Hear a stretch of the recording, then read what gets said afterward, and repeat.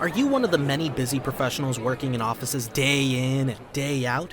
Do you wonder how some people grow their wealth fast, retire early, and play on workdays? Well, you're in luck, because Ginny Bolling hosts this show, Pivot to Prosperity, where she interviews people that can do just that. Play on workdays. Many guests have become financially free. She also interviews people that are on their journey and people that are in support roles, like attorneys, contractors, brokers, and others. Commercial real estate is the common element. She is on a mission to be sure busy professionals know they can own substantial commercial properties too, like apartments, self-storage facilities, and others, and not have to do the work managing them. Passive investing is the key. Syndications are the typical method. Tax write-offs are some of the biggest rewards. Ginny and partners find the deals, build a strong team and business plan, then offer the investment opportunities to passive investors. New episodes are released every Tuesday at 12, so watch for new releases. If you want to get involved, let us know. You need to get pre-qualified to hear about most deals. See the show notes for contact information. Hello there, Ginny Bolling here from Pivotal Real Estate Investments on our podcast, and we have Mr. Todd Hutcheson as our guest. Hello, And Jenny. thank you for coming on. You are nominated by me as a local legend and pivotal person. You are so known in the community for so many things.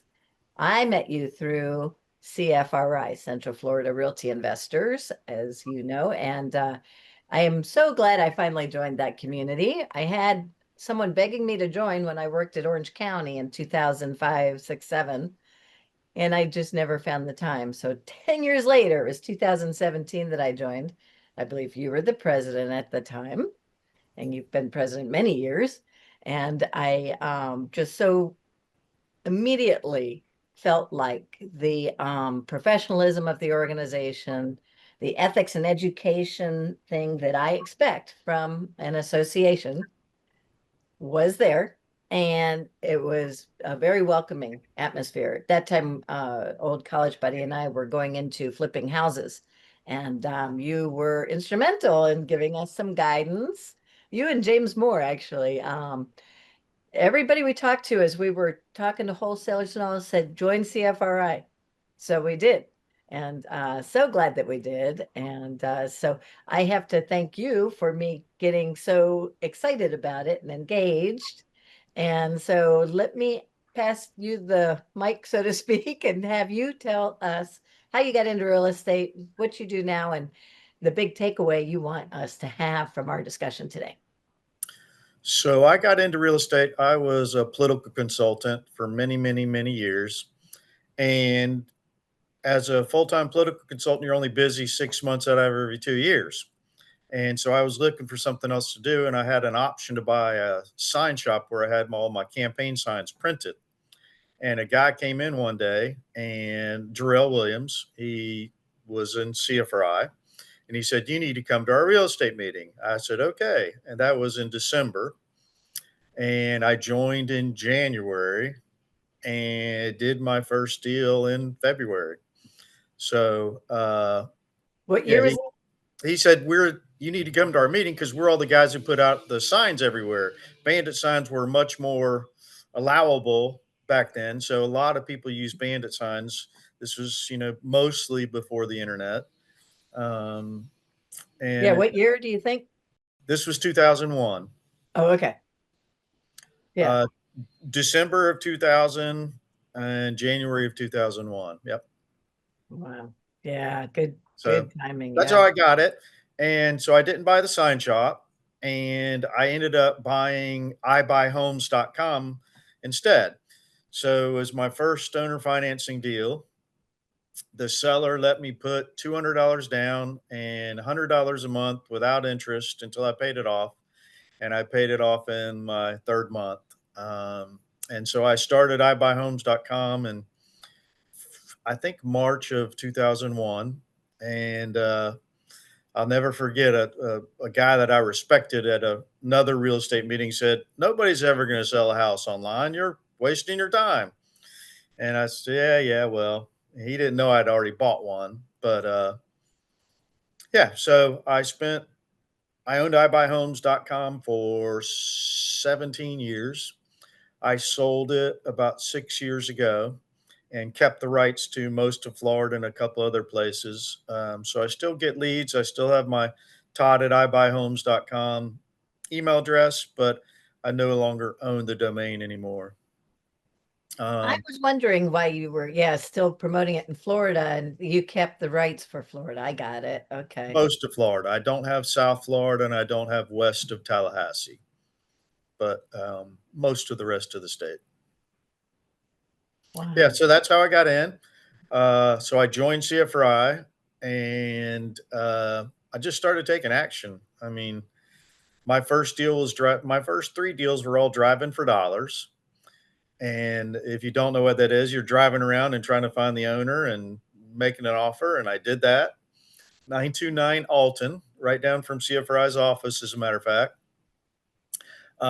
It wasn't for sale.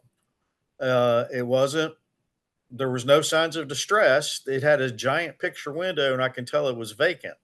So I took out the phone book back when there was phone books and I found the owner and called him and said, "Do you want to sell it?" And he said, "Yes." And I said, "How much?" And he said, 62,000.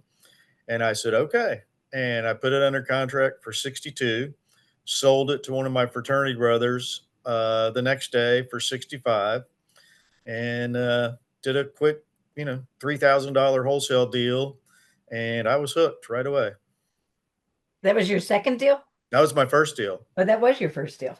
My second deal was driving down Virginia Drive, and there was an R3 lot that was 120 by 240. So you could put 6 townhomes on it. And I walked into the building and it was an old building. The house wasn't worth much. It was the land that was worth the money. And she had 5 contracts sitting on this big giant table and she was asking 199,000 and all of them had offered 199,000 and I offered 202 cash, close in 10 days. And she took mine. And again, I sold it the next day, 2 days later for 5,000 more. And so it was a good introduction on how you can make money in real estate with your mind without a lot of hard work. That's terrific. Yes, yes. Well, and you have built your reputation on wholesaling primarily, right? Yeah. I mean, I teach wholesaling for CFRI and I've done some teaching across the state and other states actually. But yeah, it suits my personality mostly. I like to get in and out. I'm not a good landlord. So I'm not a landlord. I have been a landlord. I've owned all kind of crazy stuff. I owned a rooming house. I've owned, vacant land. I've owned a lot of different stuff, but my primary focus and what I enjoy most is just putting a deal together, trying to solve a problem that a seller's having with unique, ideas. And we jumped right into calling it wholesaling. Go ahead and explain what wholesaling is. So wholesaling at its fundamental level is just buying low and selling low and never taking title, or most cases not taking title. And it's the way that I prefer to do it is have a contract. The contract isn't assignable. And in Florida, at least, every contract's assignable unless it says otherwise. So um, let's say you put a contract in for 100,000 with a seller. Their seller is A, you're B, your buyer C. You have a contract with the seller from A to B, you're B, and then you have an assignment of contract from B to C, and they take over the rights to the original contract, and you take the difference. So let's say I bought it for 100,000, I sold it for 110 at the closing table, absent closing costs. The seller would get 100, I would get 10, and the buyer would bring 110,000 plus closing costs to the table. And that's the genesis of, not the genesis, that's the basis of wholesaling. The other way to do it is a double close. So you have a contract from A to B, you're B. You actually then sell a second contract from B to C, and you optimally have the closing on the same day where A and B A to B transaction close. A minute later, the B to C transaction closes and you take the difference. Those are the two, the easiest and simplest ways to accomplish a fast sale by wholesaling, I should say. So there's a couple things to unpack there, so to speak. And so when I was working with wholesalers, for instance, I always wanted to know, well, what does your contract actually say? Because I came from a world that was very litigious and very burdensome with conditions in eminent domain. Every little tidbit was addressed. And so I was always, and still am, very inquisitive about the details. And so I So on the first way, the way I do it and most wholesalers do it, we show you the contract after you agree to the price. So, if you're trying to sell it and somebody says, yes, I'm interested, and they said they agree to all the terms that you tell them in, orally, then you send them the contract and the assignment contract at the same time. Sometimes the reason you don't want to do the assignment is because they do get to see everything. They get to see how much you're going to make. Whereas if you were going to make 100,000 on an assignment, which I've never done that much, but I know people who have. One person made $170,000 on an assignment. You do the double close so that you don't have to show them the original contract and try to get them to negotiate you down at closing because they think you're making too much money. So yeah. that would be the reason, one of the reasons to do a double closing. The other most prominent reason is if the contract is not assignable. So if you're dealing with a listed property or a bank-owned property, those typically are not assignable, and would be the reason that you would do a double close. Gotcha. So the things that I always was concerned about was if they promised extended possession, or if they acknowledged some deficiency that the seller didn't have to fix. Say they were so worried about something, they're not going to fix that roof, that ceiling that's falling in, say ceiling that's falling in, right? Or Right. whatever. And so it's in there, or something in there that the wholesaler forgets to tell me about. So, Well, we typically always buy as is without repairs. I've never, ever asked the seller to do repairs.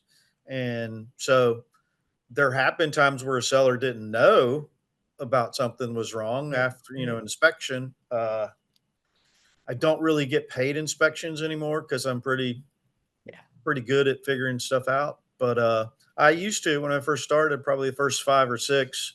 I remember I followed around John Bolton, the inspectigator, and he probably hated it because I was asking many questions on why this and why that, because I didn't have a construction background. I was a marketer.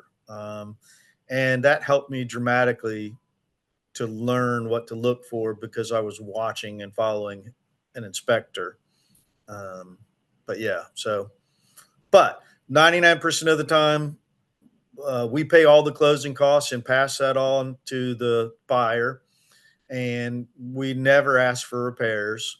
Now, it's possible you could go back and ask for a reduction if they said the roof is good when you're on the phone and you get out there and it's a 20-year-old roof and it's going to prohibit you from getting insurance, then obviously you got to take that into account because your roof's going to be your biggest outlay of cash in most cases, unless it's a really high-end house. The kitchen might be more than that. But so, yeah, that's the way that the easy way. So when you're a wholesaler, you're basically a marketer.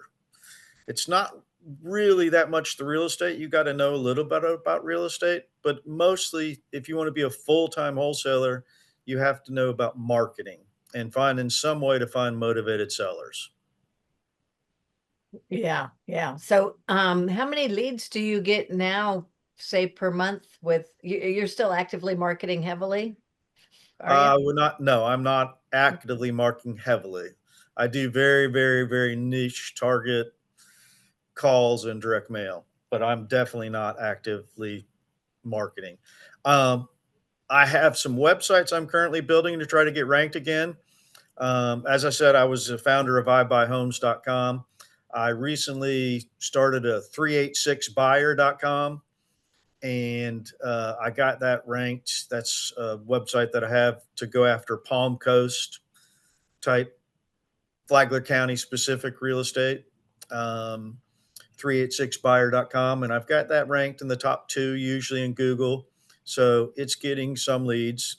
I just redid Sell Orlando Home Fast. It's a domain I've owned for a lot of years, and I just redid it last week. So I'm going to work on getting that ranked again. So I'm pretty good at search engine optimization. That's what, iBuyHomes.com was ranked in the top 4 in Google for probably 12 years for sell your home fast. So that's where I got all my leads. And when I sold the website, they haven't done what I thought. I thought they were going to make it better, and it's gotten a little bit worse as far as lead flow. So that's why I'm doing my own sites. I just put up another one, quickestbuyer.com, which is a website to go after Cape Coral and Lehigh Acres type leads. And then I'm working on another one right now that I haven't done yet for a Spanish speaking market that I'm going to start targeting. So I am working on back end mostly, building the websites, getting links, that type of thing to get it ranked. And so it doesn't appear like I'm doing that much, but it's a lot of work in the back end to try to get a website ranked. Yeah, I'd like a little training on SEO. Yeah, it changes daily. I mean, I spend probably an hour a day watching how to get stuff ranked, because Really? that was my 1, 2, and 3 job for 15, 16 years, how to get your site ranked. And it was crazy. It was really easy in the old days because like you could what's called keyword stuff. If you were trying to rank for we buy houses in Orlando, you could write that 16 times on one page in the same font as the background. Google would see it, but people couldn't see it. And you would get ranked for that term really easily. But they quickly caught on to that. And, I used to get a lot of leads from misspellings before Google changed the algorithm.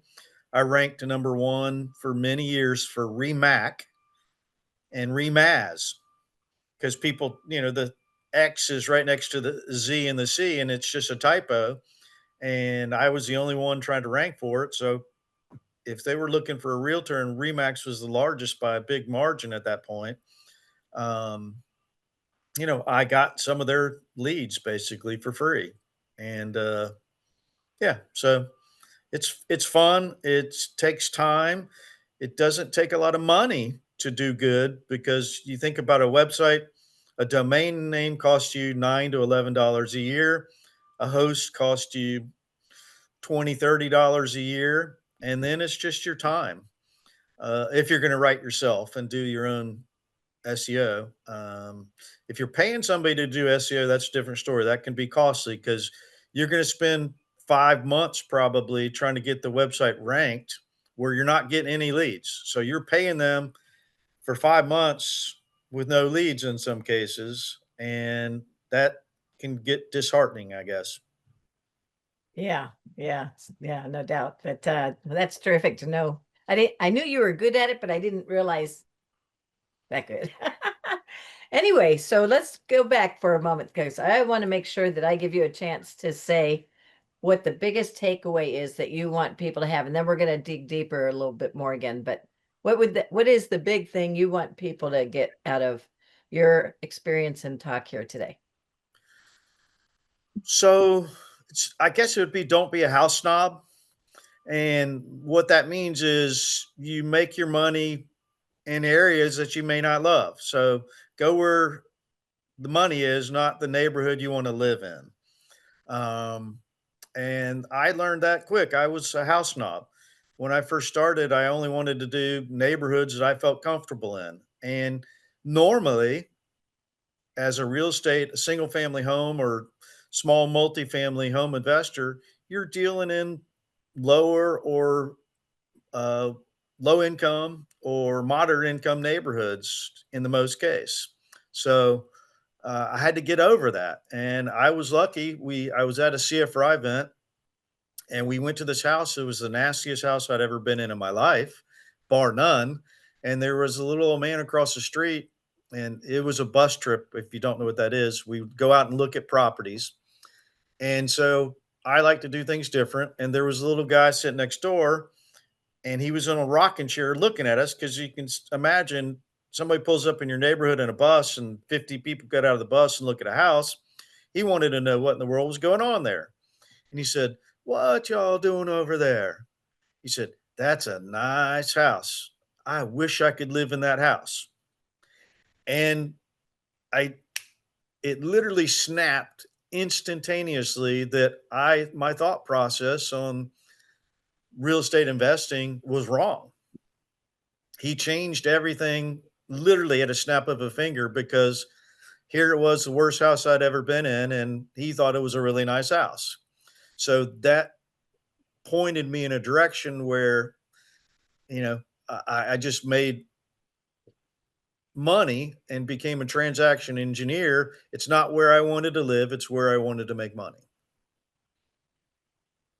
Yep. Yep. One person's trash is another's treasure. That same principle works. It really Yes, does. for sure. We started in College Park with much the same idea. Mary and I, thinking that we wanted to prepare homes or create homes that even we would live in, kind of thing was the concept. So yeah, there's a lot to be said for, you really need to know where the bulk of the market is, especially if you're going to be successful in it. So Yep. affordable housing is the fastest to move off the shelf, right? So Well, yeah, there's more people at the funnel. The funnel's like this, and at the top of that funnel, people entry level houses, more people can afford in there versus here. Anything over 700,000, there's just a lot of few buyers, and you can make more money, but it's going to take you longer to rehab that house, and it's going to cost. It's going to be more risky. So I'm risk averse, and that's why I love single family homes and wholesaling specifically because I can have zero risk, literally. I've never lost money on a deal ever. So and how many homes do you think you've transacted? 400 and something, 500, I don't know exactly. A That's, lot, yeah, but a decent amount. yeah. Yeah. But And, mhm. and I've helped a lot of people That's what I do was their just going to first say. deal. The number of people you've helped, just that's Yeah. it's in the hundreds, I'm sure too. I love talking about real estate. It gets me excited. I remember back when I first started and would go to the CFRI meetings and we did deal of the month. And I remember looking on stage and these people weren't any smarter than me. They, they had more information than I did at the time. But I couldn't sleep for 2 or 3 nights in a row because I thought my brain was spinning with all the possibilities in real estate. And that's why I love real estate. There's so many ways to make money. There's note buying.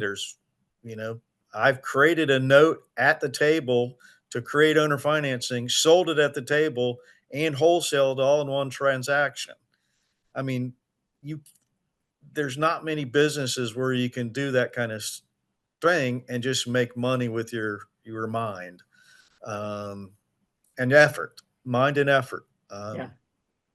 But you know, it was completely different back before Zillow because information was, the realtors controlled all the information. I'm not a realtor, but they control the information. Now that's not the case. And now homeowners know more, they can see permits now.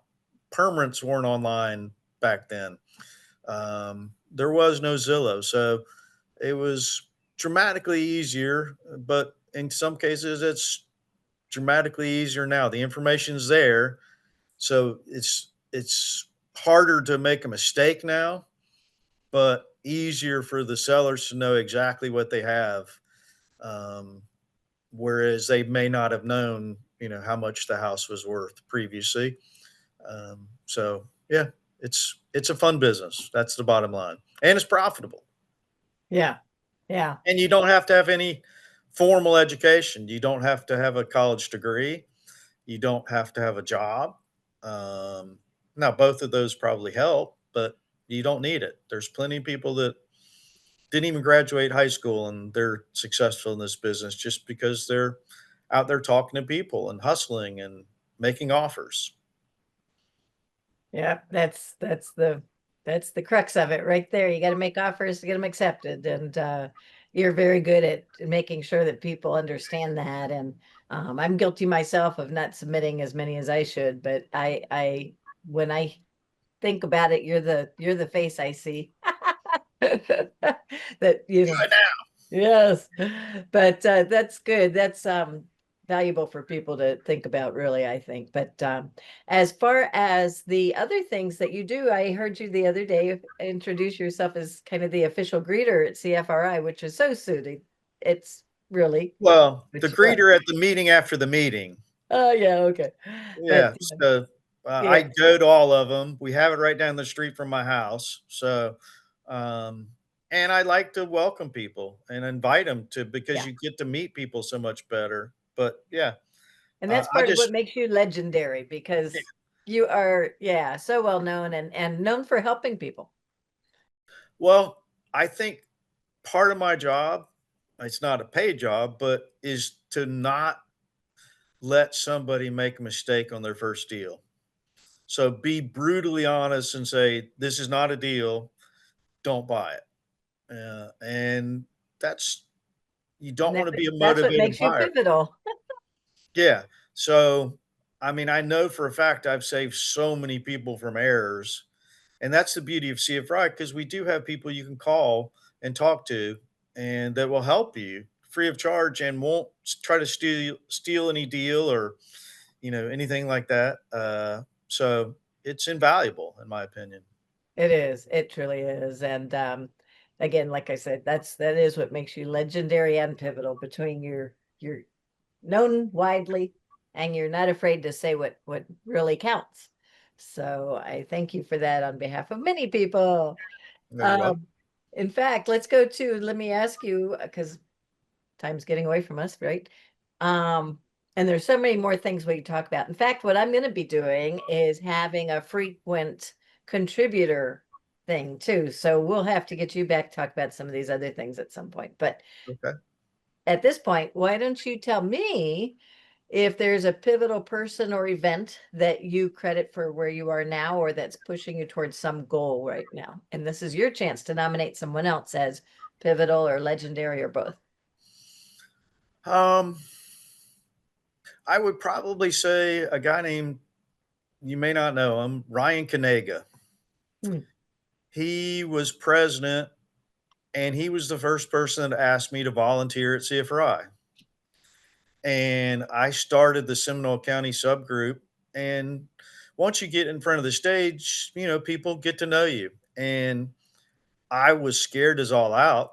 Um, but I said yes to volunteering. Ryan's an insurance agent.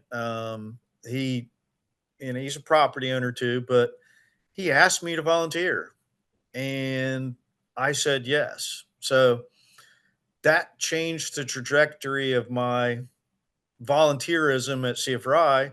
And at the same time, put me on the trajectory of not being afraid to be in front of a crowd and teach. I love talking about real estate. So that gave me the training, if you will, being in front of that room, that first room. We had our first meeting, the Seminole County, city of Castleberry. Rick Castleberry used to be a member of CFRI, and he got us a room at the Castleberry Community Center, I think it was. And we had our first few meetings there.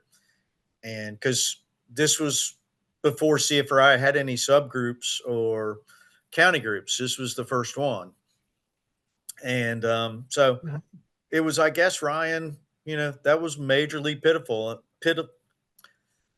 impactful because I saw the benefit volunteering and how much it brought me and how much it brought other people and allowed me to give back to the organization that just changed everything. The guy who asked me to go to the CFRI, Jarrell Williams, he was a longtime member, played football at Georgia Tech. He now lives in Jacksonville, but I see him every once 2 years or so, or talk to him if something interesting happens. But yeah, he was pivotal too, because I don't think I would have ever heard of CFRI had I not been in the office the same day at the sign shop that he came in to pick up signs, and he said, "You need to come to our real estate meeting." So um, always You can ask nominate two. people, what's that?